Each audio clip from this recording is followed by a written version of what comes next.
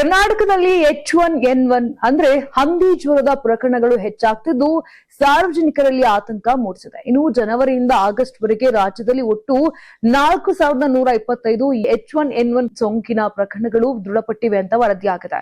ಇನ್ನು ಇದರ ಪೈಕಿ ಅರ್ಧಕ್ಕಿಂತ ಹೆಚ್ಚು ಪ್ರಕರಣಗಳು ಬೆಂಗಳೂರಿನಲ್ಲೇ ದಾಖಲಾಗಿರುವುದು ಗಮನವನ್ನ ಸೆಳೆದಿದೆ.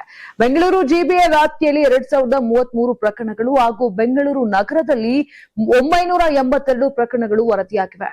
ಇನ್ನು ಉಡುಪಿಯಲ್ಲಿ 293, ಮೈಸೂರಿನಲ್ಲಿ 184, ಶಿವಮೊಗ್ಗದಲ್ಲಿ 91 ಹಾಗೂ ದಕ್ಷಿಣ ಕನ್ನಡದಲ್ಲಿ 87 ಪ್ರಕರಣಗಳು ದಾಖಲಾಗಿವೆ.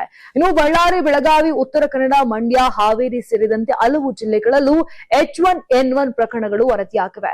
ಇನ್ನು ಸೋಂಕು ಹರಡುವುದನ್ನು ತಡೆಯಲು ಆರೋಗ್ಯ ಇಲಾಖೆ ಮುನ್ನೆಚ್ಚರಿಕಾ ಮಾರ್ಗಸೂಚಿಗಳನ್ನು ಪ್ರಕಟಿಸಿದೆ.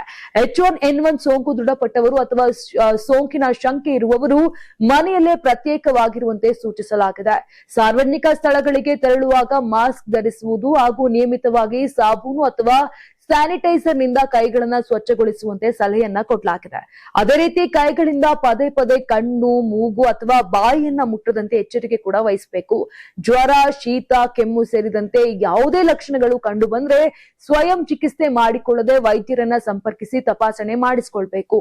ಜ್ವರ ಅಥವಾ ಶೀತದ ಲಕ್ಷಣಗಳಿರುವವರು ಇತರರೊಂದಿಗೆ ನಿಕಟ ಸಂಪರ್ಕ ಅಥವಾ ಹಸ್ತಲಾಘವನ್ನ ತಪ್ಪಿಸುವಂತೆ ಸೂಚನೆ ಕೊಡಲಾಗಿದೆ. ಕೆಮ್ಮುವಾಗ ಅಥವಾ ಸೀನುವಾಗ ಕರವಸ್ತ್ರ ಅಥವಾ ಟಿಶ್ಯೂ ಬಳಸಿ ಬಾಯಿ ಮತ್ತು ಮೂಗನ್ನ ಮುಚ್ಚಿಕೊಳ್ಬೇಕು. ಇನ್ನು ಜನಸಂದಣಿ ಇರುವ ಸ್ಥಳಗಳಿಂದ ದೂರವಿರುವುದು ಕೂಡ ಮುಖ್ಯವಾಗಿದೆ.